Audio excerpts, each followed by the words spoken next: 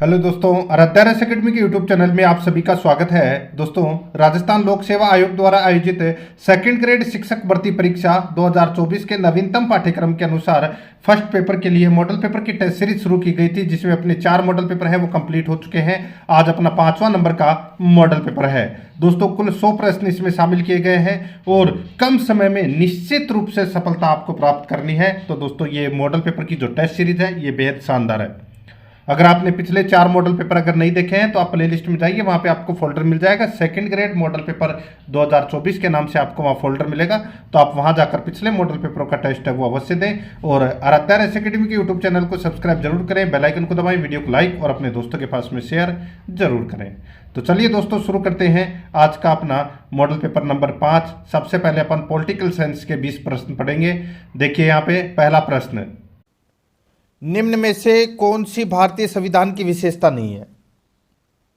बताइए कौन सी विशेषता भारतीय संविधान की नहीं है, वो अपने को यहाँ पर बताना है। देखिए, विश्व का सबसे लंबा तथा लिखित संविधान भारत का है। क्या सही है? बिल्कुल सही है। एकात्मकता की ओर झुकी हुई संघीय व्यवस्था, बिल्कुल सही है। एकल नागरिकता का प्रावधान, ये भी बिल्कुल सही है। दोहरी न्यायपालिका का प्रावधान दोस्तों इसमें गलत दे रखा है। दोस्तों देखिए, भारतीय संविधान विश्व का सबसे बड़ा संविधान है। दोस्तों इसमें 395 अनुच्छेद, 22 भाग और 12 अनुसूचियां हैं। ठीक है, और भारतीय संविधान में संघीय व्यवस्था का प्रावधान भी किया गया है। ठीक है, राइट आंसर इसमें डी नंबर का ऑप्शन राइट आंसर हो जाएगा। दोहरी न्यायपालिका का यहां पर जो कथन दे रखा है जो कि गलत दे रखा है। आगे देखिए, भारतीय संविधान का कौन सा भाग राजनीतिक लोकतंत्र को सुनिश्चित करता है? राजनीतिक लोकतंत्र को कौन सा भाग सुनिश्चित करता है? तो वो करता है दोस्तों मूल अधिकार। अब मूल अधिकार कौन से भाग में है? तो दोस्तों भाग 3 में है। राइट आंसर इसमें क्या हो जाएगा? भाग 3, यानी कि ए नंबर का ऑप्शन बिल्कुल सही उत्तर हो जाएगा। ठीक है, आगे देखिए 3 नंबर का प्रश्न है, भारतीय संविधान में न्यायिक सर्वोच्चता का प्रावधान कहां से लिया गया है? न्यायिक सर्वोच्चता का प्रावधान कहां से लिया गया है? दोस्तों ये प्रावधान है ये लिया गया है अमेरिका से। कहां से लिया गया है? अमेरिका से। राइट आंसर हो जाएगा इसमें ए नंबर का जो ऑप्शन है वो इसका बिल्कुल सही उत्तर हो जाएगा, अमेरिका से लिया गया है। ठीक है, आगे देखिए यहाँ पर भारतीय संविधान का कौन सा अनुच्छेद उसके परिवर्तनशील समय में वैधता बनाए रखने का भाव सुनिश्चित करता है? भारतीय संविधान का कौन सा अनुच्छेद उसके परिवर्तनशील समय में वैधता बनाए रखने का भाव सुनिश्चित करता है? इसका राइट आंसर हो जाएगा दोस्तों वो है अपना इसमें अनुच्छेद 368। अनुच्छेद 368 इसका राइट आंसर हो जाएगा। यानी कि देखिए उसके अनुच्छेद उसके परिवर्तनशील समय में वैधता बनाए रखने का भाव सुनिश्चित करता है। तो दोस्तों अनुच्छेद 368 करता है। और ये अनुच्छेद 368 में क्या है? तो संविधान संशोधन की प्रक्रिया का दोस्तों इसमें उल्लेख किया गया है। ठीक है, राइट आंसर हो जाएगा 1 नंबर का ऑप्शन बिल्कुल सही। 5 नंबर का प्रश्न इसमें देखिए, भारतीय संविधान को विस्तृत बनाने के क्या कारण थे? भारतीय संविधान को विस्तृत बनाने के क्या कारण थे? तो वो कारण थे दोस्तों देखिए, भौगोलिक विस्तार एवं विविधता, बिल्कुल सही है। भारत शासन एक्ट 1935 का प्रभाव, ये भी बिल्कुल सही है। केंद्र व राज्यों के लिए एकल संविधान, बिल्कुल सही है। संविधान सभा में कानून विशेषज्ञों का प्रभुत्व है, ये भी दोस्तों क्या है? बिल्कुल सही है। तो ये सभी कारण थे दोस्तों भारतीय संविधान को विस्तृत बनाने के लिए। तो दोस्तों इसका राइट आंसर हो जाएगा, चारों ही सही है। इस प्रश्न का राइट आंसर डी नंबर का ऑप्शन बिल्कुल सही उत्तर हो जाएगा। 1 2 3 4 चारों ही इसमें क्या है? सत्य है। 6 नंबर का प्रश्न है, प्रारूप समिति ने संविधान का अंतिम प्रारूप संविधान सभा के समक्ष कब पेश किया? प्रारूप समिति ने संविधान का अंतिम प्रारूप संविधान सभा के समक्ष कब पेश किया? इसका राइट आंसर हो जाएगा वो है दोस्तों 4 नवंबर 1948 को। दोस्तों प्रथम प्रारूप है ये फरवरी 1948 को पेश किया गया था, लेकिन अंतिम प्रारूप है ये दोस्तों 4 नवंबर 1948 को पेश किया गया था डॉक्टर भीमराव अंबेडकर ने। ठीक है, राइट आंसर हो जाएगा इसमें यहाँ पर सी नंबर का जो ऑप्शन है वो इसका बिल्कुल सही उत्तर हो जाएगा। प्रारूप समिति की कुल बैठकें हैं वो 141 हुई थी। ठीक है, यहाँ पर आपको ये भी याद रखना है। राइट आंसर हो जाएगा इसमें सी नंबर ऑप्शन बिल्कुल सही। आगे देखिए, प्रारूप समिति के एकमात्र कांग्रेस सदस्य कौन थे? प्रारूप समिति के एकमात्र कांग्रेस सदस्य कौन थे? राइट आंसर हो जाएगा वो है के M Munshi. KM Munshi. Right answer हो जाएगा इसमें दोस्तों बी नंबर का जो ऑप्शन है वो इसका बिल्कुल सही उत्तर हो जाएगा। ठीक है, आगे देखिए इसके अध्यक्ष कौन थे प्रारूप समिति के, तो डॉक्टर भीमराव अंबेडकर थे। आगे देखिए निम्न में से आधुनिक मनु किसे कहा गया है। दोस्तों आधुनिक मनु किसे कहा गया है, राइट आंसर हो जाएगा वो है दोस्तों डॉक्टर भीमराव अंबेडकर को आधुनिक मनु कहा गया है। यहाँ पर ए नंबर का ऑप्शन राइट आंसर हो जाएगा, क्योंकि दोस्तों इन्हें संविधान का पिता भी कहते हैं, संविधान लिखा था इन्होंने। राइट आंसर इसमें ए नंबर का ऑप्शन बिल्कुल सही। आगे देखिए यहाँ पर 9 नंबर का प्रश्न है, संविधान सभा के समक्ष कॉन्स्टिट्यूशन, देखिए संविधान सभा के समक्ष constitution as settled by the assembly be passed प्रस्ताव किसने पेश किया था। दोस्तों ये प्रस्ताव पेश है, ये किया था किसने, डॉक्टर भीमराव अंबेडकर ने ये प्रस्ताव है वो पेश किया था। राइट आंसर हो जाएगा इसमें सी नंबर का जो ऑप्शन है वो इसका बिल्कुल सही उत्तर हो जाएगा। आगे देखिए यहाँ पर 10 नंबर का प्रश्न है, निम्नांकित में से किस व्यक्ति ने प्रारूप समिति को अपवहन समिति कहा। निम्न में से किस व्यक्ति ने प्रारूप समिति को अपवहन समिति कहा।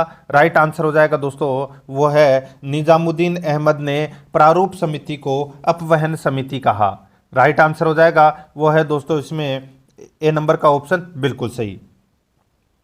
11 नंबर का प्रश्न इसमें देखिए, राज्य लोक सेवा आयोग के संदर्भ में निम्न में से कौन सा संवैधानिक प्रावधान नहीं है, बताइए। बहुत ही अच्छा प्रश्न है दोस्तों। यहाँ पे राज्य लोक सेवा आयोग के संदर्भ में निम्न में से कौन सा संवैधानिक प्रावधान नहीं है, वो अपने को यहाँ पर क्या करना है, बताना है। दोस्तों यहाँ पर देखिए राज्य लोक सेवा आयोग में एक अध्यक्ष तथा 7 सदस्य होते हैं, एक अध्यक्ष तथा 7 सदस्य होते हैं। दोस्तों देखिए राज्य लोक सेवा आयोग है, इसमें 7 सदस्यों का प्रावधान संविधान में नहीं है, इनकी संख्या अलग अलग राज्यों में अलग अलग होती है। जैसे कि अगर मैं राजस्थान में आरपीएससी में अध्यक्ष और सदस्यों की बात करूं तो दोस्तों अध्यक्ष के साथ में दोस्तों 7 सदस्यों का प्रावधान किया गया है। ठीक है, तो कोई फिक्स नहीं है इसमें, तो अपना पहला ही कथन है वो क्या हो जाएगा, गलत हो जाएगा, और अपना राइट आंसर भी क्या हो जाएगा, ए नंबर का ऑप्शन ही हो जाएगा। बाकी 3 सत्य हैं, फिर भी अपन देख लेते हैं। देखिए अध्यक्ष तथा सदस्यों की नियुक्ति राज्यपाल द्वारा की जाती है, बिल्कुल सही है। राज्यपाल अध्यक्ष तथा सदस्यों की सेवा शर्तों का निर्धारण करता है, बिल्कुल सही है। अध्यक्ष तथा सदस्य पद ग्रहण से 6 वर्ष की अवधि तक पद पर बने रहते हैं, बिल्कुल सही है। राइट आंसर इसमें ए नंबर ऑप्शन हो जाएगा। आगे देखिए निम्न में से मेरिट पद्धति का वॉचडॉग किसे कहा जाता है। निम्न में से मेरिट पद्धति का वॉचडॉग किसे कहा जाता है। राइट आंसर हो जाएगा वो ये कहा जाता है दोस्तों राज्य लोक सेवा आयोग को। राइट आंसर इसमें ए नंबर का ऑप्शन बिल्कुल सही उत्तर इसमें हो जाएगा। ठीक है, आगे देखिए 13 नंबर का प्रश्न है, राजस्थान लोक सेवा आयोग के प्रथम पूर्णकालिक सदस्य कौन थे। राजस्थान लोक सेवा आयोग के प्रथम पूर्णकालिक सदस्य कौन थे। राइट आंसर हो जाएगा इसमें वो है CS त्रिपाठी, CS त्रिपाठी। यहाँ पर बी नंबर का जो ऑप्शन है वो इसका बिल्कुल सही उत्तर हो जाएगा CS त्रिपाठी। ठीक है, ये आरपीएससी के प्रथम पूर्णकालिक अध्यक्ष रहे हैं। ठीक है, PS त्रिपाठी। तो यहाँ पर अपना इसमें right answer D number option बिल्कुल सही। आगे देखिए यहाँ पे आरपीएससी के वर्तमान संगठन में निम्न में से कौन महिला सदस्य शामिल नहीं है, बताइए। आरपीएससी के वर्तमान संगठन में निम्न में से कौन महिला सदस्य शामिल नहीं है। राइट आंसर हो जाएगा दोस्तों देखिए इसमें श्रीमती राजकुमारी गुर्जर, डॉक्टर संगीता शर्मा, डॉक्टर मंजू शर्मा, ये तीनों दोस्तों इसमें शामिल है। आरपीएससी के वर्तमान संगठन में संगीता बेनीवाल नहीं है, तो यहाँ पर डी नंबर का ऑप्शन है वो इसका राइट आंसर हो जाएगा, इसमें याद रखना। ठीक है, डी नंबर ऑप्शन बिल्कुल सही। आगे देखिए यहाँ पर 15 नंबर का प्रश्न है, सही कोट पहचानना है अपने को। ठीक है, सही कोट का अपने को यहाँ पर क्या करना है, चयन करना है, और अपने को बताना है कि इन चारों में से दोस्तों कौन सा कथन है वो इसमें सत्य है, वो बताना है। ठीक है, देखिए राजस्थान में प्रथम लोक सेवा आयोग का गठन जोधपुर में किया गया। राजस्थान में प्रथम लोक सेवा आयोग का गठन है वो दोस्तों जोधपुर में किया गया। तो दोस्तों ये क्या हो जाएगा, ये गलत हो जाएगा। ठीक है, राजस्थान में प्रथम लोक सेवा आयोग का जो गठन है ये दोस्तों कहाँ पर किया गया था, ये जयपुर में किया गया था। ठीक है, देखिए यहाँ पर पहला कथन गलत। दूसरा देखिए, आरपीएससी की स्थापना जयपुर में की गई, बिल्कुल सही है दोस्तों। आरपीएससी की स्थापना है वो जयपुर में की गई। एक मिनट देखिए दोस्तों, यहाँ पे राजस्थान में प्रथम लोक सेवा आयोग का गठन जोधपुर में किया गया, ठीक है, बिल्कुल गलत है, ठीक है। और आरपीएससी की स्थापना जयपुर में की गई, बिल्कुल सही है। आरपीएससी का मुख्यालय अंबेडकर समिति की सिफारिश पर अजमेर स्थानांतरित किया गया। दोस्तों मैं यहाँ पे आपको बताऊं तो जो आरपीएससी की जो स्थापना है ये 20 अगस्त 1949 को जयपुर में की गई थी, जिसका मुख्यालय दोस्तों सत्यनारायण राव समिति की सिफारिश पर अजमेर स्थानांतरित किया गया था। तो ये अपना क्या हो जाएगा, गलत हो जाएगा, ठीक है। यहाँ पर अंबेडकर समिति दे रखा है जो कि गलत है। आरपीएससी में अब तक एक भी महिला अध्यक्ष नहीं, आरपीएससी में अब तक एक भी महिला अध्यक्ष है वो नहीं रही है। तो दोस्तों ये भी क्या हो जाएगा, इसमें बिल्कुल सही हो जाएगा, ठीक है, एक भी महिला अध्यक्ष नहीं रही। तो यहाँ पे सिर्फ और सिर्फ दूसरा और चौथा है वो इसमें क्या है, सत्य है। तो यहाँ पर आप दूसरा और चौथा कर लेना, बी नंबर का जो ऑप्शन है वो इसका बिल्कुल सही उत्तर हो जाएगा इसमें, ठीक है। आगे देखिए, सचिवालय पुनर्गठन समिति के अध्यक्ष कौन थे? सचिवालय पुनर्गठन समिति के अध्यक्ष कौन थे? राइट आंसर हो जाएगा दोस्तों, वो थे कौन, बताइए। तो दोस्तों राइट आंसर हो जाएगा, इसके अध्यक्ष थे मोहन मुखर्जी। कौन थे? मोहन मुखर्जी। राइट आंसर इसमें ए नंबर ऑप्शन बिल्कुल सही। आगे देखिए, यहाँ पे राज्य प्रशासन में अवशिष्ट वसीयतदार किसे कहा गया है? राज्य प्रशासन में अपशिष्ट वसीयतदार किसे कहा गया है? इसका सही उत्तर हो जाएगा दोस्तों, ये कहा गया है मुख्य सचिव को। सी नंबर का ऑप्शन बिल्कुल सही उत्तर हो जाएगा, मुख्य सचिव को ये कहा गया है। 18 नंबर का प्रश्न इसमें देखिए, राज्य का मुख्य सचिव कार्य करता है। राज्य का मुख्य सचिव कार्य करता है तो दोस्तों कैबिनेट सचिव के रूप में कार्य करता है, बिल्कुल सही है। मुख्यमंत्री के सलाहकार के रूप में कार्य करता है, ये भी बिल्कुल सही है। सचिवालय अध्यक्ष के रूप में भी कार्य करता है, बिल्कुल सही है। राज्य के प्रधान के रूप में कार्य नहीं करता, तो ये अपना गलत हो जाएगा। 1, 2, 3 इसमें क्या है, सही है, यानी कि बी नंबर का ऑप्शन राइट आंसर। आगे देखिए, राज्य सचिवालय राजस्थान में अवस्थित विभाग क्या कहलाते हैं? राज्य सचिवालय राजस्थान में अवस्थित विभाग क्या कहलाते हैं? इसका राइट आंसर हो जाएगा वो है दोस्तों प्रशासनिक विभाग कहलाते हैं। तो यहाँ पर डी नंबर का ऑप्शन राइट आंसर हो जाएगा, प्रशासनिक विभाग।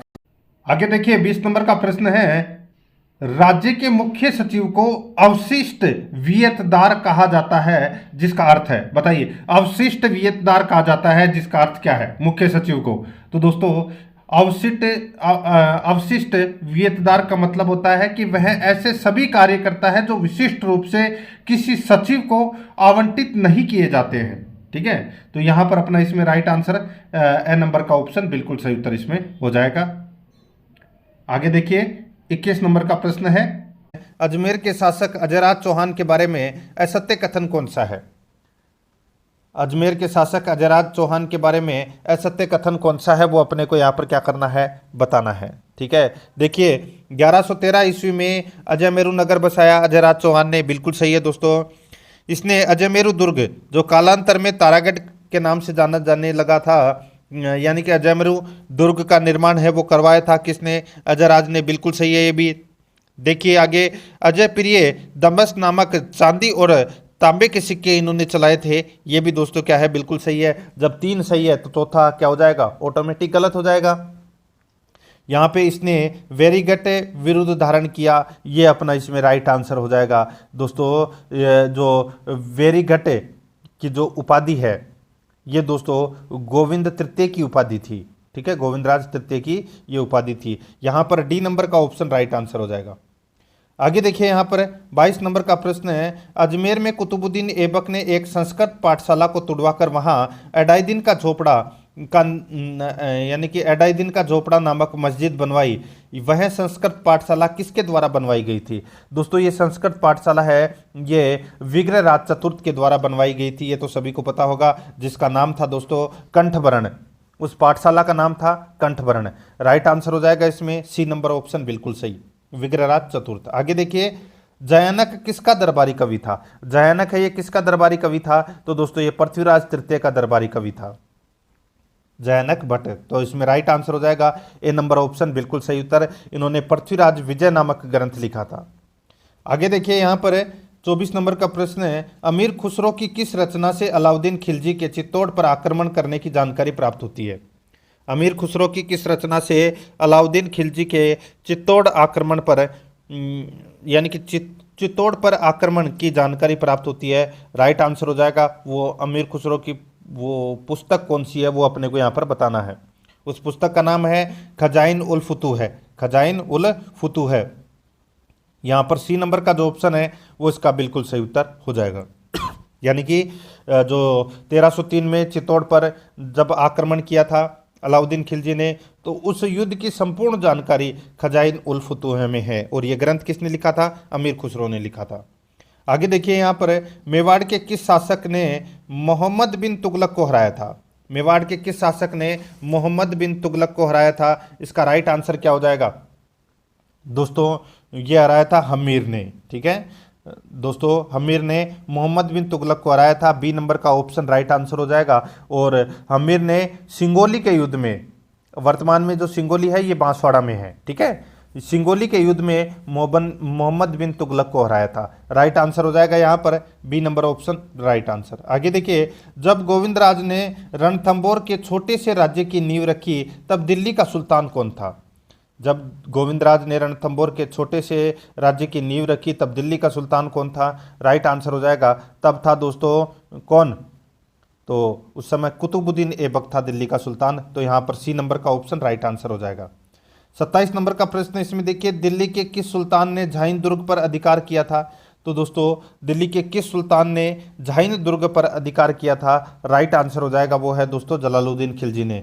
यहाँ पर ए नंबर का ऑप्शन राइट आंसर हो जाएगा, जलालुद्दीन खिलजी ने किया था दोस्तों। ठीक है, आगे देखिए यहाँ पे रणथंबोर के इतिहास के संबंध में निम्नलिखित में से असत्य कथन कौन सा है, वो अपने को यहाँ पर बताना है। ठीक है दोस्तों, यहाँ पर देखिए 11 जुलाई 1301 ईस्वी को रणथंबोर पर अलाउद्दीन खिलजी का अधिकार हो गया। बिल्कुल सही है दोस्तों। रणथंबोर का पहला साका 1301 ईस्वी में हुआ, यह राजस्थान का पहला साका है, ये भी बिल्कुल सही है। तीसरा देखिए, इसमें रंग देवी ने जल जोहर किया, ये गलत हो जाएगा दोस्तों। ये इसमें क्या दे रखा है? गलत दे रखा है दोस्तों। हमीर की पुत्री थी जिसका नाम था देवल। उन्होंने जोहर से एक दिन पहले पद्म तालाब में कूदकर आत्महत्या कर ली थी, यानी कि जल जोहर किया था। और इनकी जो पत्नी थी रंग देवी, इन्होंने दोस्तों जोहर किया था। ठीक है, तो यहाँ पे जल जोहर है वो इसमें गलत दे रखा है। ठीक है, बाकी इसमें दोनों कथन सही है। तो चौथा भी देख लेते हैं, सेनापति रणमल और रतिपाल अलाउद्दीन से मिल जाते हैं और हमीर से विश्वासघात करते हैं, ये भी बिल्कुल सही है। तो यहाँ पे असत्य कथन कौन सा है? सी नंबर वाला कथन है वो सही है इसमें, यानी कि असत्य कथन है। तो अपना इसमें right answer C number option हो जाएगा। आगे देखिए, 1308 ईस्वी में सिवाना विजय के बाद अलाउद्दीन खिलजी ने सिवाना का नाम बदलकर क्या रखा? तो दोस्तों सिवाना का नाम बदलकर है वो क्या रखा था? राइट आंसर हो जाएगा वो है मोहम्मदाबाद रखा था दोस्तों इसका नाम। ठीक है, राइट आंसर हो जाएगा यहाँ पर डी नंबर का जो ऑप्शन है, सॉरी खैराबाद रखा था, मोहम्मदाबाद नहीं खैराबाद। ठीक है, यहाँ पर बी नंबर का जो ऑप्शन है वो इसका राइट आंसर हो जाएगा, खैराबाद रखा था दोस्तों इसका नाम। ठीक है, कब किया था? 1308 में आक्रमण किया था सिवाना पर और जीत लिया था।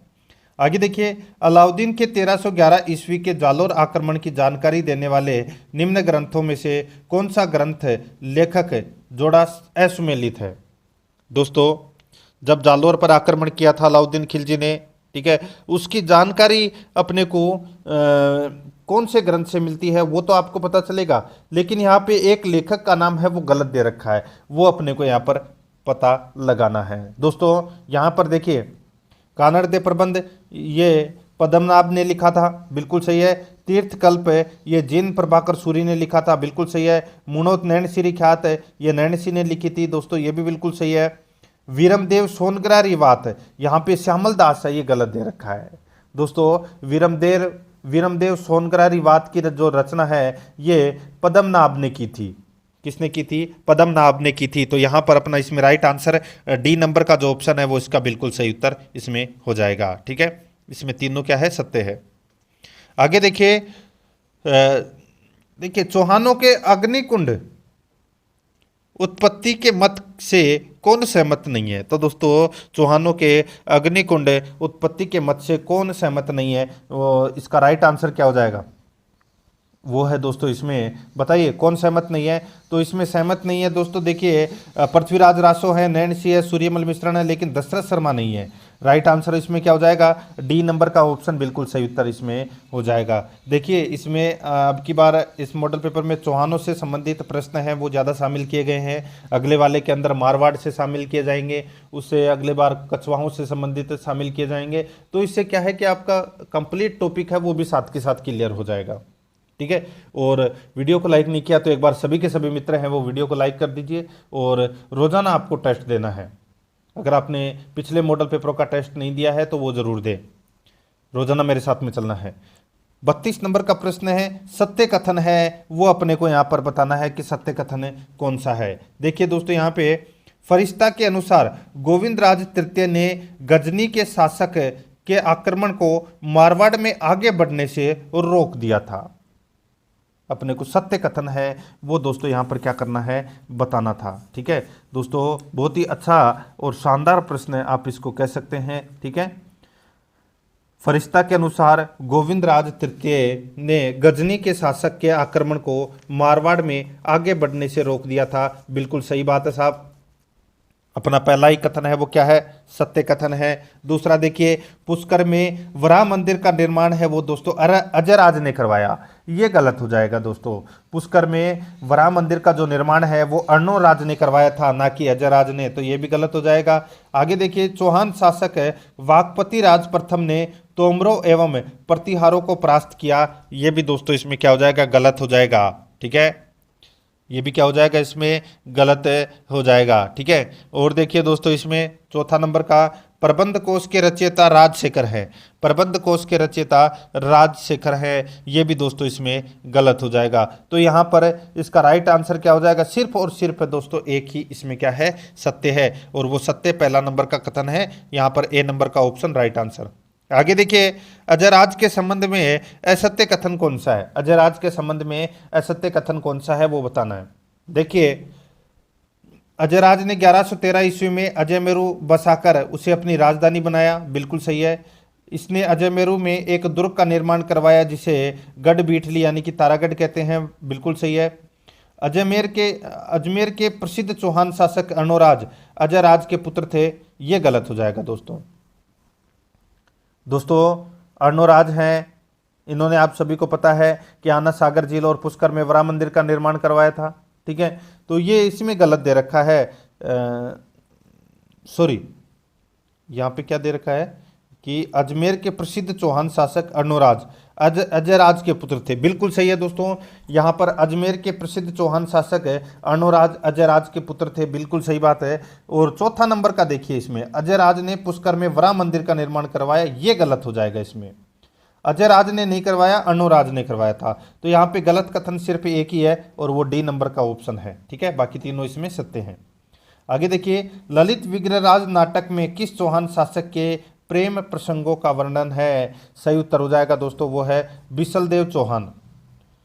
बिसलदेव चौहान ने एक पुस्तक लिखी थी ललित विग्रहराज, उसमें दोस्तों चौहान शासक के प्रेम प्रसंगों का वर्णन मिलता है। यहाँ पर सी नंबर का ऑप्शन राइट आंसर।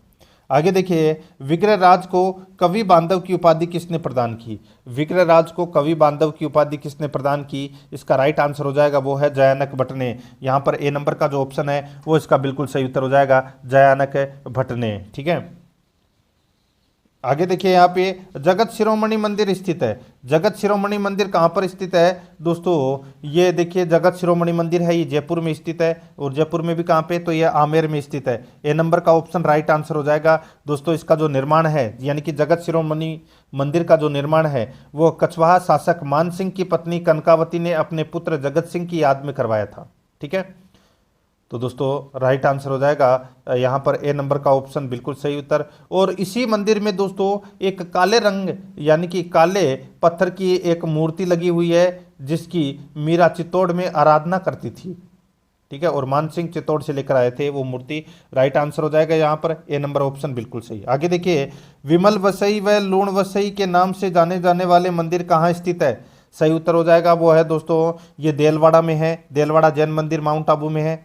यहाँ पर डी नंबर ऑप्शन बिल्कुल सही। 38 नंबर का प्रश्न है, हेरंब गणपति मंदिर किस जिले में है? हेरंब गणपति मंदिर किस जिले में है, यानी कि कौन से किले में है? राइट आंसर हो जाएगा वो है दोस्तों ये बीकानेर में है, बीकानेर जिले में है। और बीकानेर में कहाँ पर? तो ये जूनागढ़ किले में स्थित है। राइट आंसर हो जाएगा यहाँ पर बी नंबर का ऑप्शन बिल्कुल सही उत्तर हो जाएगा। इसमें गणपति है वो शेर पर सवार है, ठीक है, तो यहां पर इसका right answer B number option. आगे देखिए, उड़ना राजकुमार पृथ्वीराज की 12 खंभों की छतरी किस किले में स्थित है?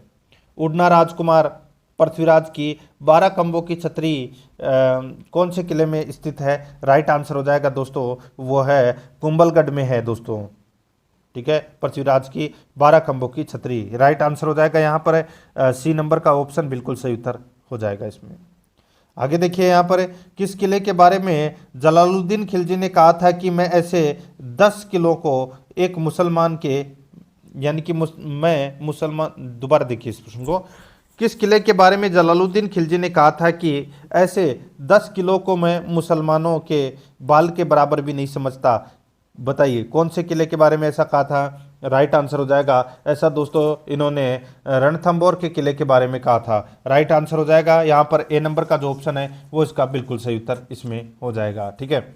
आगे देखिए दोस्तों, यहाँ पे 41 नंबर का प्रश्न है, किस किले की नींव में राजा राम नामक व्यक्ति की बलि दी गई? किस किले के नींव में राजा राम नामक व्यक्ति की बलि दी गई? राइट आंसर हो जाएगा दोस्तों मेहरानगढ़ किले की नींव में राजा राम नामक व्यक्ति की बलि दी गई। राइट आंसर इसमें बी नंबर ऑप्शन बिल्कुल सही। आगे देखिए, निम्न में से असुमेलित है, तो दोस्तों कौन सा इसमें असुमेलित है वो अपने को यहाँ पर बताना है। एक तरफ तोप है, दूसरी तरफ किला दे रखा है, ठीक है, तो यहाँ पे असुमेलित कौन सा है वो अपने को यहाँ पर बताना है। देखिए दोस्तों, यहाँ पे जोधपुर किले में गजनी तोप है, बिल्कुल सही है। जयगढ़ के किले में जयबाण तोप है, बिल्कुल सही है। बूंदी के किले में गर्भ गुंजन तोप है, ये भी बिल्कुल सही है। चूरू में दोस्तों हन हुंकार तोप, ये गलत हो जाएगा दोस्तों। ये हन हुंकार तोप है, ये कौन से किले में रखी गई है? तो ये धौलपुर के किले में रखी गई है दोस्तों, ठीक है, कहाँ पर है? धौलपुर के किले में है। राइट आंसर इसमें डी नंबर ऑप्शन हो जाएगा।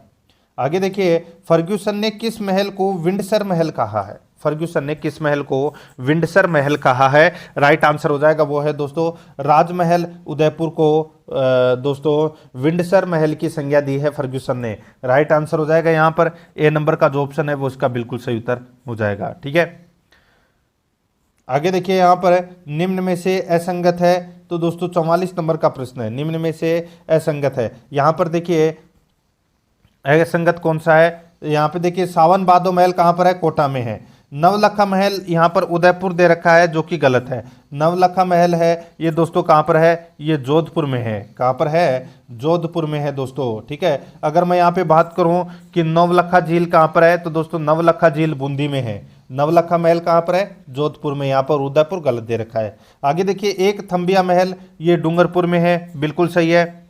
सावन भादो झील सिरोही में है, बिल्कुल सही है। राइट आंसर इसमें क्या हो जाएगा? बी नंबर ऑप्शन सही।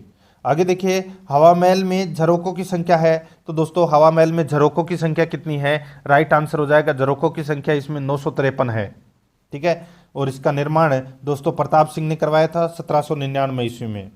आगे देखिए, निम्न में से असुमेलित है, निम्न में से असुमेलित है वो कौन सा है वो बताना है दोस्तों। यहाँ पर देखिए, मरुस्थल वृक्षारोपण कार्यक्रम 1978 दोस्तों, मरुस्थल वृक्षारोपण कार्यक्रम 1978 10 जिलों में चलाया गया था, बिल्कुल सही है दोस्तों ये। आगे देखिए, अरावली वन रोपण परियोजना 1992, अरावली वन रोपण परियोजना ये जापान की सहायता से चलाया गया था और 10 जिलों में ये भी प्रारंभ किया गया था 1992 में, बिल्कुल सही है। आगे देखिए, हरित राजस्थान कार्यक्रम 2010, ये गलत हो जाएगा दोस्तों। जो हरित राजस्थान कार्यक्रम है ये 18 जून 2009 को जयपुर से प्रारंभ किया गया था, यहाँ पर 2010 है वो गलत दे रखा है। और देखिए, वानिकी विकास परियोजना 1995 में शुरू की गई थी, बिल्कुल सही है। यहाँ पर सी नंबर का ऑप्शन राइट आंसर हो जाएगा। आगे देखिए 17वीं वन रिपोर्ट 2021 के संदर्भ में सत्य कथन है। 17वीं वन रिपोर्ट 2021 के संदर्भ में सत्य कथन है। तो दोस्तों सत्य कथन है वो कौन सा है, वो अपने को यहाँ पर क्या करना है, बताना है। दोस्तों देखिए अच्छा प्रश्न आप इसको कह सकते हैं, ठीक है। दोस्तों अब देखिए इसमें वन क्षेत्र में सर्वाधिक वृद्धि उदयपुर जिले में हुई। वन क्षेत्र में सर्वाधिक वृद्धि है वो उदयपुर जिले में हुई, गलत हो जाएगा, ठीक है। कहां पर हुई थी दोस्तों, अजमेर में हुई थी। कहां पर हुई थी, अजमेर में सर्वाधिक वृद्धि, ठीक है, 26.45%। आगे देखिए न्यूनतम वनावरण प्रतिशत वाला जिला चूरू है। तो दोस्तों ये गलत हो जाएगा। न्यूनतम वनावरण प्रतिशत वाला जिला कौन सा है, वो है जोधपुर, ठीक है। तो ये भी क्या हो जाएगा, गलत हो जाएगा। तीसरा देखिए 19 जिलों में वन क्षेत्रफल में वृद्धि तथा 14 जिलों में कमी हुई, बिल्कुल सही है। 2019 की तुलना में कुल वनावरण में 25.45 वर्ग किलोमीटर की वृद्धि हुई है, बिल्कुल सही है। तो यहाँ पर इसमें तीसरा और चौथा कथन है वो सत्य है, बाकी पहला और दूसरा गलत है। तो यहाँ पर सी नंबर का ऑप्शन राइट आंसर हो जाएगा। आगे देखिए वन स्थिति रिपोर्ट 2021 पर विचार करें। वन स्थिति रिपोर्ट 2021 पर अपने को यहाँ पर क्या करना है, विचार करना है कि इसमें कौन सा इसमें असत्य कथन है। यहाँ पे असत्य कथन पूछा गया है मित्रों, ठीक है। ये भी अच्छा प्रश्न है, असत्य कथन यहाँ पर अपने को बताना है। देखिए दोस्तों यहाँ पे देखिए सर्वाधिक वनावरण वाला जिला उदयपुर है। सर्वाधिक वनावरण वाला जिला है वो उदयपुर है, बिल्कुल सही है। वन क्षेत्रफल में सर्वाधिक कमी जालौर में हुई है, दोस्तों ये भी बिल्कुल सही है। न्यूनतम वनावरण वाला जिला, न्यूनतम वनावरण वाला जिला है वो दोस्तों जोधपुर, इसमें गलत दे रखा है। न्यूनतम वनावरण वाला जिला है वो है चूरू, ठीक है। न्यूनतम वनावरण वाला जिला कौन सा है, चूरू। ऊपर वाले प्रश्न में मैंने आपको बताया कि न्यूनतम वनावरण प्रतिशत वाला जिला जोधपुर है, ठीक है।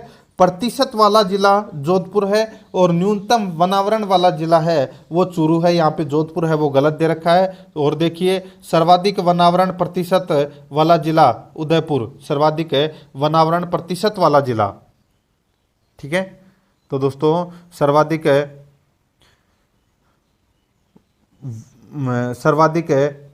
वनावरण प्रतिशत वाला जिला उदयपुर, ये बिल्कुल कथन है, ये दोस्तों इसमें क्या है, बिल्कुल सही है, ठीक है। ऊपर वाले प्रश्न में था वन क्षेत्रफल में सर्वाधिक वृद्धि अजमेर में हुई है 26.45%, ठीक है। तो यहाँ पर सिर्फ और सिर्फ एक ही कथन असत्य है और वो है तीसरा नंबर का।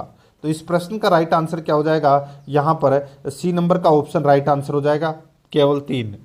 आगे देखिए निम्न को सुमेलित कीजिए। निम्न को सुमेलित कीजिए दोस्तों, यहाँ पर देखिए इसमें सुमेलित करना है। देखिए किशनबाग, दोस्तों किशनबाग कहाँ पर है, तो ये तो पता चल गया होगा दोस्तों, किशनबाग है ये जयपुर में है। देववन कहाँ पर है दोस्तों, देववन है ये कोटा में है।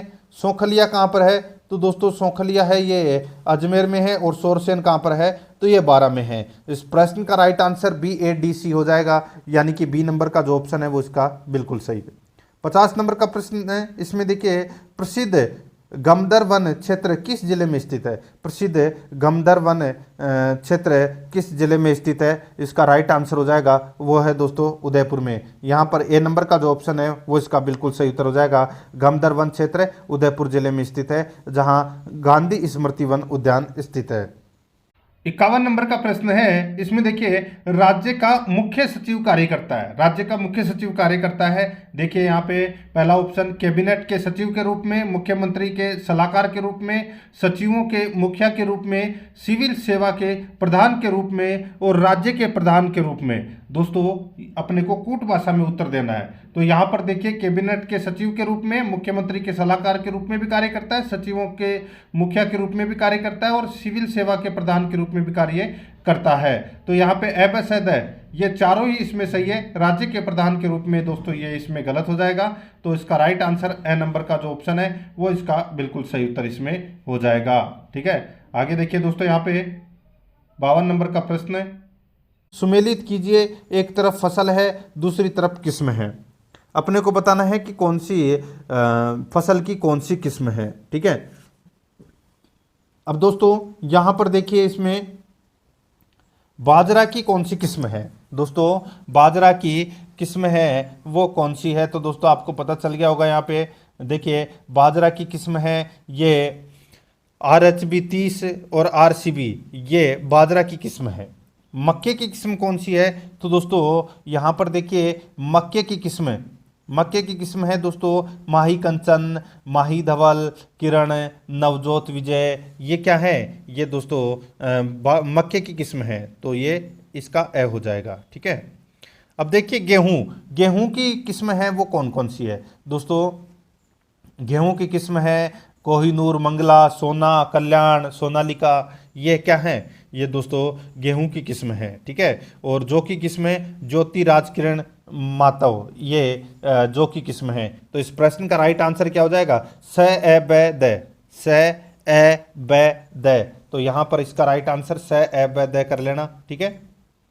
आगे देखिए दोस्तों यहाँ पे कृषि गणना 2015-16 के संदर्भ में असत्य कथन है। कृषि गणना 2015-16 के संदर्भ में असत्य कथन है वो कौन सा है? वो अपने को यहाँ पर क्या करना है? बताना है। ठीक है। देखिए कुल प्रचलित भूमि जोतों की संख्या 76.55 लाख है। कुल प्रचलित भूमि जोतों की संख्या 76.55 लाख है, जो कि इसमें दे रखा है। बिल्कुल सही। ठीक है। आगे देखिए जोतों के क्षेत्रफल में केवल 1.24% की वृद्धि हुई है। दोस्तों यहां पर देखिए जोतों के क्षेत्रफल में केवल 1.24% की वृद्धि नहीं, कमी हुई है। ठीक है, कमी हुई है दोस्तों। राइट आंसर इसमें क्या हो जाएगा? यहां पर कमी होना चाहिए था। ठीक है, यहाँ पे वृद्धि गलत दे रखा है। आगे देखिए यहाँ पर राज्य में भूमि जोतों का औसत आकार 2.73 हेक्टेयर रहा। बिल्कुल सही है। महिला भूमि जोतों की संख्या 41.94% की वृद्धि हुई। यहाँ पर इस प्रश्न का right answer B number option हो जाएगा। 54 नंबर का प्रश्न इसमें देखिए असुमेलित छांटिए। असुमेलित यहाँ पर अपने को क्या करना है? छांटना है। 2019-20 में फसल दे रखी है और भारत का राज्य का भारत में स्थान। तो असुमेलित यहाँ पर अपने को क्या करना है? छांटना है। यहाँ पर देखिए दोस्तों इसमें बाजरा में प्रथम स्थान है भारत के अंदर, राजस्थान का। बिल्कुल सही है दोस्तों। दूसरा देखिए इसमें सोयाबीन में द्वितीय स्थान। दोस्तों सोयाबीन में द्वितीय स्थान नहीं है, सोयाबीन में तृतीय स्थान है राजस्थान का। ठीक है, तृतीय स्थान है राजस्थान का, द्वितीय स्थान गलत दे रखा है। मूंगफली में द्वितीय स्थान है और चना में प्रथम स्थान है। राइट आंसर इसमें बी नंबर ऑप्शन बिल्कुल सही। आगे देखिए राजस्थान के कृषि जलवायु क्षेत्र के संदर्भ में असत्य कथन कौन सा है वो बताना है। कृषि जलवायु क्षेत्र के संदर्भ में असत्य कथन यहाँ पर बताना है। देखिए अर्ध शुष्क पूर्वी मैदानी क्षेत्र है अलवर, भरतपुर, करौली है। ये दोस्तों इसमें गलत हो जाएगा। दोस्तों अर्ध शुष्क पूर्वी मैदानी क्षेत्र में जयपुर, अजमेर, दौसा, टोंक इसमें क्या है? सम्मिलित है। तो ये इसमें गलत हो जाएगा। आगे देखिए अर्ध आर्द्र दक्षिणी मैदानी क्षेत्र भीलवाड़ा, राजसमंद, चित्तौड़ है। शुष्क पश्चिमी मैदानी भाग बाड़मेर, जोधपुर है। उत्तर पश्चिमी सिंचित मैदानी क्षेत्र है गंगानगर, हनुमानगढ़ है। बिल्कुल सही है। यहाँ पर ए नंबर ऑप्शन बिल्कुल सही उत्तर हो जाएगा। आगे देखिए पछुआ पवनों के संदर्भ में असत्य कथन है। पछुआ पवनों के संदर्भ में असत्य कथन है वो कौन सा है? वो यहाँ पर अपने को बताना है। ठीक है, यहाँ पर देखिए दोस्तों इसमें ये उपोष्ण उच्च वायुदाब कटिबंध से उप ध्रुवीय निम्न वायुदाब कटिबंध की ओर चलती है। बिल्कुल सही है। ये पवनें उत्तरी गोलार्ध में दक्षिण पश्चिम से उत्तर पश्चिम की ओर बहती है। ये भी बिल्कुल सही है। पछुआ पवनों का सर्वश्रेष्ठ विकास उत्तरी गोलार्ध में 40 डिग्री से 65 डिग्री उत्तरी अक्षांश के मध्य होता है। ये इसमें क्या हो जाएगा? गलत हो जाएगा। उत्तरी अक्षांश इसमें गलत दे रखा है, इसकी जगह दक्षिणी अक्षांश आना चाहिए था। ठीक है, तो दोस्तों यहाँ पर सी नंबर का ऑप्शन है वो असत्य कथन है। यहाँ पर C number option right answer हो जाएगा। गरजती चालीसा, भयंकर पचासा आदि पछुआ पवनों के उपनाम हैं। ये भी बिल्कुल सही है। यहाँ पर सी नंबर ऑप्शन बिल्कुल सही है। आगे देखिए ऑस्ट्रेलिया के विक्टोरिया प्रांत में चलने वाली उष्ण व शुष्क हवा कौन सी है? तो वो है दोस्तों इसमें ब्रेक फिल्डर। यहाँ पर B number option right answer हो जाएगा, ब्रेक फिल्डर। आगे देखिए निम्न में से कौन सी पवन का प्रकार गर्म शुष्क पवन है? निम्न में से कौन सी पवन का प्रकार गर्म शुष्क पवन है? इसका राइट आंसर हो जाएगा वो है दोस्तों नार्वेस्टर। यहाँ पर सी नंबर का ऑप्शन राइट आंसर हो जाएगा नार्वेस्टर। ठीक है, ये उत्तरी न्यूजीलैंड की गर्म शुष्क हवा है। यहाँ पर सी नंबर ऑप्शन बिल्कुल सही है। आगे देखिए, सुमेलित कीजिए, एक तरफ पवन का नाम है, दूसरी तरफ क्षेत्र है। एक तरफ पवन का नाम है, दूसरी तरफ क्षेत्र है। यहाँ पर देखिए सामुन, सामुन पवन है। सामुन पवन का जो क्षेत्र है वो है दोस्तों ईरान व इराक, ईरान व इराक है, ठीक है। और हबूब का जो क्षेत्र है ये दोस्तों उत्तरी सूडान में चलने वाली धूल भरी आंधियां हैं हबूब, ठीक है। तो ये इसमें सूडान आ जाएगा। ब्लैक रोलर, ठीक है दोस्तों, ब्लैक रोलर ये उत्तरी अमेरिका में गर्म व धूल भरी शुष्क हवा होती है, ठीक है। तो ये उसको कहते हैं ब्लैक रोलर, तो ये हो जाएगा इसमें। और सॉरी, उत्तरी अमेरिका होगा इसमें, ठीक है। और नाट है, नाट, नाट बोलते हैं दोस्तों, यानी कि नाटे भी इसको आप बोल सकते हैं। तो दोस्तों ये नाटे ये यूएसए में चलने वाली ध्रुवीय पवनें हैं। तो दोस्तों ये हो जाएगा इसमें ए नंबर में, ठीक है। तो यहाँ पर इसका राइट आंसर हो जाएगा द ब स ए। तो यहाँ पर है द ब स ए, यानी कि बी नंबर का जो ऑप्शन है वो इसका बिल्कुल सही उत्तर हो जाएगा। 60 नंबर का प्रश्न, इसमें देखिए जेट स्ट्रीम के संदर्भ में सत्य कथन है।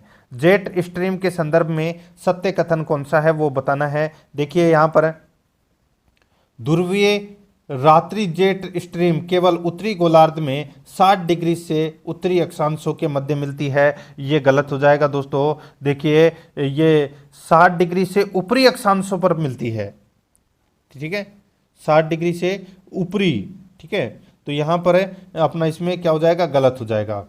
देखिए ध्रुवीय वाताग्री जेट स्ट्रीम 30 डिग्री से 70 डिग्री उत्तरी अक्षांशों पर मिलती है, बिल्कुल सही है। यहाँ पर बी नंबर का कथन है वो क्या है, बिल्कुल सही है। तो यहाँ पर इसका राइट आंसर हो जाएगा बी नंबर ऑप्शन, बिल्कुल सही। आगे देखिए, ओजोन छिद्र का निर्माण होता है दोस्तों, ओजोन छिद्र का निर्माण होता है तो ये होता है 220 डोब्सन यूनिट से कम, 220 डोब्सन यूनिट से कम। राइट आंसर हो जाएगा यहाँ पर सी नंबर का ऑप्शन राइट आंसर हो जाएगा, ठीक है। यानी कि 220 डोब्सन यूनिट से कम होने पर ओजोन छिद्र का निर्माण होता है। तो इसका right answer C number option बिल्कुल सही उत्तर हो जाएगा। आगे देखिए, रवांडा किगाली सम्मेलन के संदर्भ में असत्य कथन कौन सा है। रवांडा किगाली सम्मेलन के संदर्भ में असत्य कथन कौन सा है। तो दोस्तों यहाँ पर असत्य कथन देखिए, किगाली सम्मेलन का उद्देश्य कार्बन डाइऑक्साइड गैस का उत्सर्जन कम करना है। तो दोस्तों ये यहाँ पर देखिए सिर्फ कार्बन डाइऑक्साइड का यहाँ पे नाम दे रखा है जो कि गलत दे रखा है दोस्तों। एक किगाली सम्मेलन का उद्देश्य ग्रीन हाउस गैसें व हाइड्रोकार्बन उत्पादन कम करना है। तो यहाँ पर अपना इसमें क्या हो जाएगा, ये पहला ही कथन है वो गलत दे रखा है इसमें, और यही अपना राइट आंसर हो जाएगा क्योंकि ये असत्य कथन है। यह सम्मेलन यूएसए के नेतृत्व में आयोजित हुआ, 197 देशों ने सहमति प्रकट की। इस सम्मेलन का आयोजन 16 अक्टूबर 2016 को हुआ, बिल्कुल सही है। ए नंबर ऑप्शन बिल्कुल सही उत्तर हो जाएगा इसमें। आगे देखिए, निम्न में से कौन सा जीव IUCN की रेड डाटा बुक में संकटग्रस्त वन्य जीवों में सम्मिलित नहीं है। बताइए, संकटग्रस्त वन्य जीवों में सम्मिलित नहीं है, बताइए कौन सा प्राणी। तो दोस्तों इसका राइट आंसर हो जाएगा वो है अपना इसमें संगाई हिरण। तो यहाँ पर सी नंबर का ऑप्शन राइट आंसर हो जाएगा संगाई हिरण, ठीक है। आगे देखिए, यहाँ पर पर्यावरण प्रदर्शन सूचकांक 2020 के संदर्भ में निम्न कथनों पर विचार कीजिए और सही कथन है वो दोस्तों अपने को यहाँ पर क्या करना है, छांटना है, ठीक है। सही कथन को का अपने को यहाँ पर क्या करना है, चयन करना है कि कौन सा इसमें सही कथन है, ठीक है। देखिए दोस्तों यहाँ पे देखिए, यह सूचकांक प्रतिवर्ष जारी किया जाता है दोस्तों। पर्यावरण प्रदर्शन सूचकांक है ये प्रतिवर्ष जारी नहीं किया जाता है, ये 2 वर्ष में जारी किया जाता है। तो यहाँ पर पहला कथन गलत। आगे देखिए, यह सूचकांक UNFCCC यानी कि United nation framework convention on climate change द्वारा जारी किया जाता है। ये भी दोस्तों इसमें क्या हो जाएगा, गलत हो जाएगा दोस्तों। यहाँ पर मैं आपको बताऊं तो दोस्तों ये सूचकांक है, ये येल एक विश्वविद्यालय है, जिसका नाम है येल, ठीक है। येल विश्वविद्यालय व आर्थिक मंच, जिसको WEF बोलते हैं, उसके द्वारा ये जारी किया जाता है। ये इसमें ये भी गलत दे रखा है। आगे देखिए, भारत की स्थिति 180 देशों में 168वें स्थान पर है, बिल्कुल सही है। शीर्ष राष्ट्र डेनमार्क है, बिल्कुल सही है। तो यहाँ पे 3 और 4 है, वो इसमें क्या है, सत्य कथन है, यानी कि सी नंबर का ऑप्शन राइट आंसर। आगे देखिए, कोप 21 के संदर्भ में असत्य कथन है। कोप 21 के संदर्भ में असत्य कथन है, वो कौन सा है, वो अपने को यहाँ पर बताना है। दोस्तों इसमें देखिए, इसे पेरिस समझौते के नाम से जाना जाता है, बिल्कुल सही है। गुरुग्राम स्थित अंतर्राष्ट्रीय सौर गठबंधन इसी सम्मेलन का परिणाम है, बिल्कुल सही है। इसका उद्देश्य ग्लोबल वार्मिंग को 2 डिग्री सेल्सियस से नीचे रखना है, ये भी दोस्तों बिल्कुल सही है। चौथा देखिए, इस समझौते पर कुल 197 देशों ने हस्ताक्षर किए, ये क्या हो जाएगा, इसमें गलत हो जाएगा दोस्तों, ठीक है। दोस्तों इसमें 197 देशों ने हस्ताक्षर है वो नहीं किए थे, 195 देशों ने हस्ताक्षर किए थे। राइट आंसर इसमें D number option right answer हो जाएगा। यहां पर देखिए 66 नंबर का प्रश्न है, असुमेलित युग्म है। दोस्तों असुमेलित युग्म कौन सा है, वो यहां पर अपने को बताना है। दोस्तों देखिए, यहां पर है, एक तरफ देश है, दूसरी तरफ सिराको हवा का स्थानीय नाम क्या है। यहां पे देखिए, ट्यूनीशिया देश में सिराको का स्थानीय नाम चिली है, बिल्कुल सही है। स्पेन में सिराको का स्थानीय नाम दोस्तों लेबेक है, बिल्कुल सही है। इटली में दोस्तों यहाँ पे लेस्ट दे रखा है, ठीक है, ये गलत हो जाएगा दोस्तों इसमें देखिए, इटली में सिराको को सिराको ही बोलते हैं, ठीक है, तो यह आपको इसमें याद रखना है। लीबिया में गिबली कहते हैं, लेस्ट है वो कहते हैं दोस्तों मेड्रिया में, ठीक है। तो यहाँ पर इसका राइट आंसर हो जाएगा सी नंबर ऑप्शन, बिल्कुल सही उत्तर। सिरोको को इटली में सिरोको ही कहते हैं, ठीक है। तो यहाँ पर सी नंबर ऑप्शन बिल्कुल सही। आगे देखिए, निम्न कथनों पर विचार कीजिए। यहाँ पे अपने को सत्य कथन है वो यहाँ पर क्या करना है, बताना है कि सत्य कथन कौन सा है, ठीक है। देखिए दोस्तों, यहाँ पे नार्वेस्टर उत्तरी नार्वे में चलने वाली ठंडी हवा है, ठीक है। नार्वेस्टर ये न्यूजीलैंड के उच्च पर्वतों से उतरने वाली गर्म और शुष्क धूल भरी हवा है ये, ठीक है। तो ये इसमें क्या हो जाएगा, ये इसमें पहला क्या हो जाएगा, इसमें गलत हो जाएगा। आगे देखिए, ब्रिक फिल्डर ऑस्ट्रेलिया में चलने वाली गर्म शुष्क हवा है, बिल्कुल सही है। सत्य कथन बताना था तो सिर्फ 2 ही सही है, यहाँ पर B number option right answer. आगे देखिए, बरगस हवा का संबंध है। बरगस हवा का जो संबंध है वो किससे है, तो दोस्तों बरगस है ये दक्षिणी अफ्रीका में सर्दियों में चलने वाली गर्म हवा है। तो यहाँ पर इसका राइट आंसर हो जाएगा वो है दक्षिण अफ्रीका, सी नंबर ऑप्शन बिल्कुल सही। आगे देखिए, हेलसिंकी सम्मेलन का संबंध है। हेलसिंकी सम्मेलन का जो संबंध है, ये सम्मेलन है दोस्तों 1974 में आयोजित किया गया था फिनलैंड के शहर हेलसिंकी में, ठीक है। इसका मुख्य विषय था समुद्री पर्यावरण की सुरक्षा करना, ठीक है। राइट आंसर हो जाएगा समुद्री पर्यावरण सुरक्षा, right answer A number option. 70 number प्रश्न है, इसमें देखिए असुमेलित युग्म बताना है। दोस्तों यहाँ पर देखिए, एक तरफ सूत्र दे रखा है, दूसरी तरफ व्युत्पन्न दे रखा है। दोस्तों यहाँ पर देखिए CO2, दोस्तों CO2 इसमें जीवाश्म ईंधन, बिल्कुल सही है। यहाँ पे CFC मवेशियों का मलमूत्र है।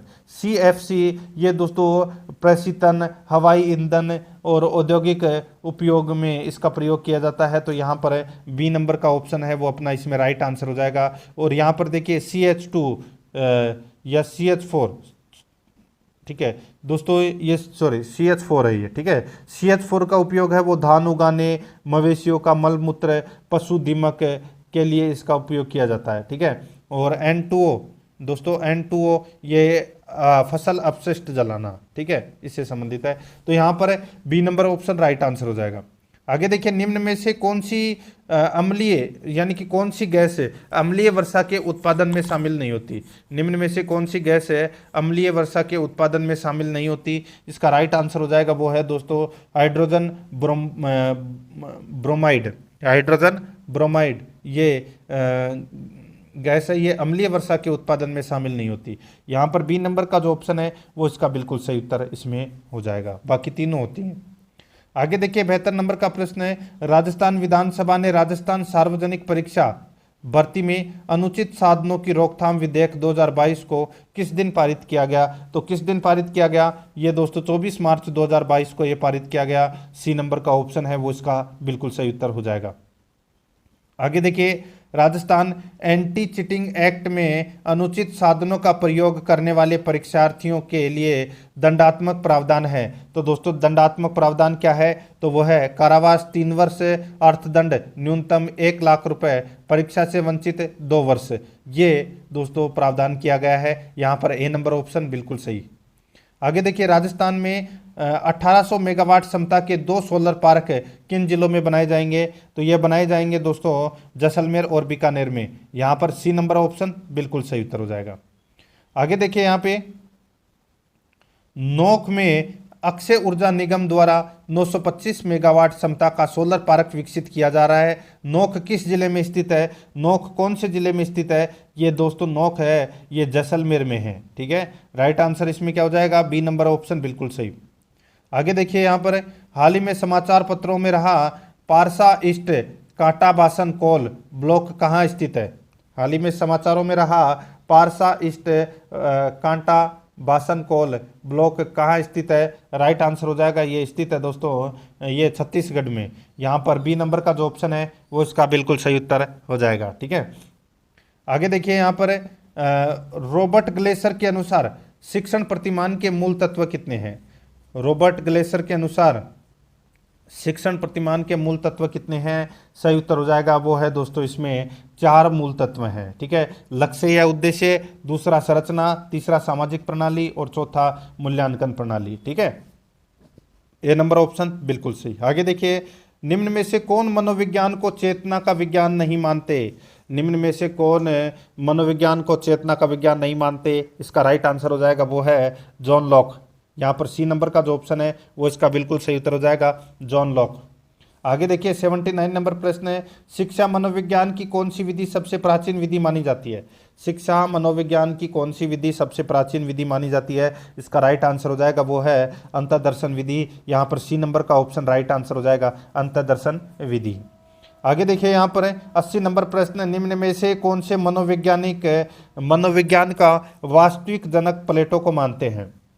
निम्न में से कौन से मनोवैज्ञानिक मनोविज्ञान का वास्तविक जनक प्लेटो को मानते हैं? राइट आंसर हो जाएगा वो है कोलसेनिक। राइट आंसर हो जाएगा यहाँ पर बी नंबर ऑप्शन बिल्कुल सही उत्तर हो जाएगा इसमें कोलसेनिक। आगे देखिए, यहाँ पर मनोविज्ञान की कौन सी धारणा सबसे कम समय में समाप्त हो गई? राइट आंसर हो जाएगा वो है दोस्तों इसमें चेतना की अवधारणा। राइट आंसर हो जाएगा यहाँ पर बी नंबर का ऑप्शन बिल्कुल सही उत्तर हो जाएगा चेतना की अवधारणा। आगे देखिए, यहाँ पर भारतीय अवधारणा के अनुसार शिक्षा का वास्तविक अभिप्राय क्या है? तो वास्तविक अभिप्राय शिक्षा का क्या है? तो वह है प्रकाशित करने वाली क्रिया। राइट आंसर हो जाएगा यहाँ पर डी नंबर का ऑप्शन बिल्कुल सही उत्तर हो जाएगा। आगे देखिए, यहाँ पे शिक्षा नवोन्मेष का अर्थ है। शिक्षा नवोन्मेष का अर्थ है। तो दोस्तों शिक्षा नवोन्मेष का अर्थ क्या है? इसका राइट आंसर हो जाएगा दोस्तों वो है इसमें शिक्षण तकनीक के नवीन साधनों की खोज। यहाँ पर डी नंबर का जो ऑप्शन है वो इसका बिल्कुल सही उत्तर इसमें हो जाएगा। आगे देखिए, शिक्षा मनोविज्ञान का अध्ययन का क्षेत्र है। शिक्षा मनोविज्ञान का अध्ययन का क्षेत्र है तो वो क्षेत्र कौन सा है? वो क्षेत्र है दोस्तों मानव व्यवहार का शैक्षिक परिस्थितियों में अध्ययन करना। ये शिक्षा मनोविज्ञान का अध्ययन का क्षेत्र है। यहाँ पर बी नंबर का ऑप्शन राइट आंसर हो जाएगा। आगे देखिए, शिक्षा के प्रति मनोविज्ञान का सबसे महत्वपूर्ण योगदान निम्न में से कौन सा है? तो सबसे महत्वपूर्ण योगदान निम्न में से कौन सा है? तो वो योगदान है दोस्तों अध्यापक द्वारा उचित शिक्षण विधियों को अपनाने में सहायता करना। ये है दोस्तों सबसे महत्वपूर्ण योगदान, सी नंबर का ऑप्शन राइट आंसर। आगे देखिए, शिक्षा के क्षेत्र में व्यवहारवादियों का सबसे बड़ा योगदान है। तो व्यवहारवादियों का सबसे बड़ा योगदान है वो है वस्तुनिष्ठता। राइट आंसर इसमें सी नंबर ऑप्शन सही उत्तर हो जाएगा वस्तुनिष्ठता। 87 नंबर का प्रश्न इसमें देखिए, निम्न में से कौन सा वाद है शिक्षार्थियों को सर्वाधिक स्वतंत्रता प्रदान करता है? निम्न में से कौन सा वाद है शिक्षार्थियों को सर्वाधिक स्वतंत्रता प्रदान करता है? इसका राइट आंसर हो जाएगा वो है दोस्तों सृजनशीलवाद। यहाँ पर सी नंबर का ऑप्शन राइट आंसर हो जाएगा सृजनशीलवाद।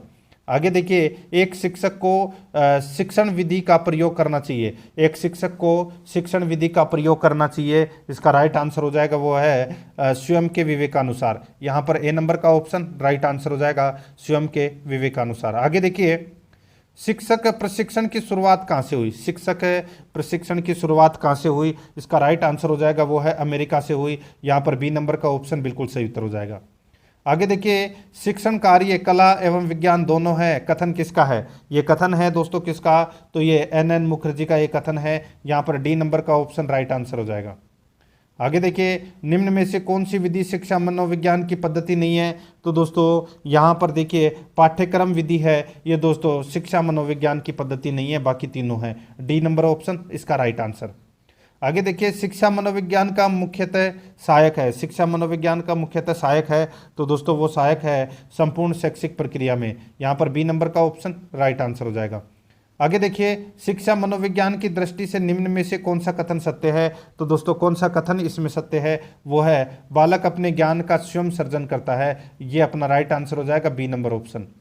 आगे देखिए, शिक्षा मनोविज्ञान का अध्ययन एक शिक्षक को ही करना चाहिए ताकि, शिक्षा मनोविज्ञान का अध्ययन एक शिक्षक को ही करना चाहिए ताकि शिक्षण प्रक्रिया को अधिक उपयोगी एवं प्रभावी बना सके, इसलिए राइट आंसर हो जाएगा सी नंबर ऑप्शन।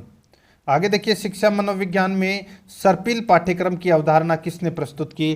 तो दोस्तों सर्पिल पाठ्यक्रम की अवधारणा है ये प्रस्तुत की थी ब्रूनर ने। किसने? ब्रूनर ने। राइट आंसर इसमें डी नंबर ऑप्शन सही। आगे देखिए, शिक्षा मनोविज्ञान की वह शाखा है जिसका संबंध अध्यापन एवं अधिगम से है। शिक्षा मनोविज्ञान से संबंधित उक्त कथन किसका है? ये कथन है दोस्तों किसका? तो ये स्किनर का कथन है। यहाँ पर राइट आंसर इसमें ए नंबर ऑप्शन हो जाएगा।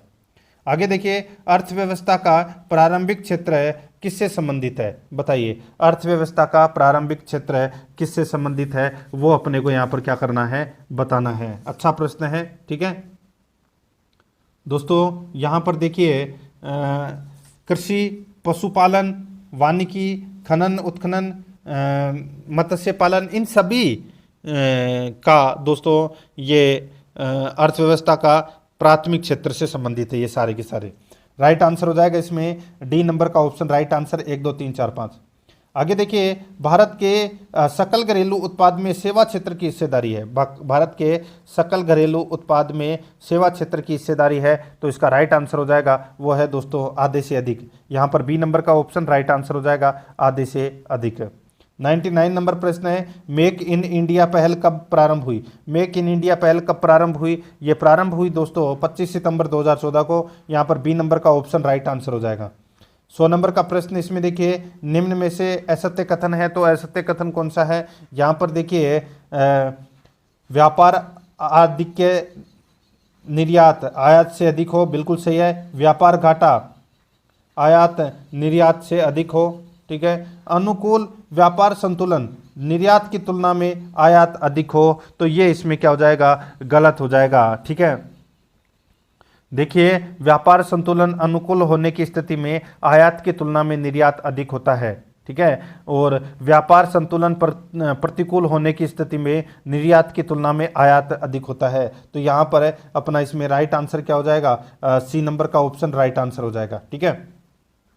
तो दोस्तों इसी के साथ मैंने आपको सेकंड ग्रेड भर्ती परीक्षा के लिए मॉडल पेपर नंबर 5 है वो कंप्लीट करवा दिया है। अगर आपने पिछले 4 मॉडल पेपर नहीं देखे हैं तो आप प्लेलिस्ट में जाइए, वहाँ पे आपको फोल्डर मिल जाएगा सेकंड ग्रेड मॉडल पेपर के नाम से, वहाँ फोल्डर बना हुआ है। तो आप वहाँ जाकर पिछले 4 मॉडल पेपरों का टेस्ट है वो अवश्य दें। और आराध्या रस अकेडमी के यूट्यूब चैनल को सब्सक्राइब जरूर करें, बेल आइकन को दबाएं, वीडियो को लाइक और अपने दोस्तों के पास में शेयर जरूर करें। मिलते हैं दोस्तों नेक्स्ट वीडियो में। जय हिंद, जय भारत।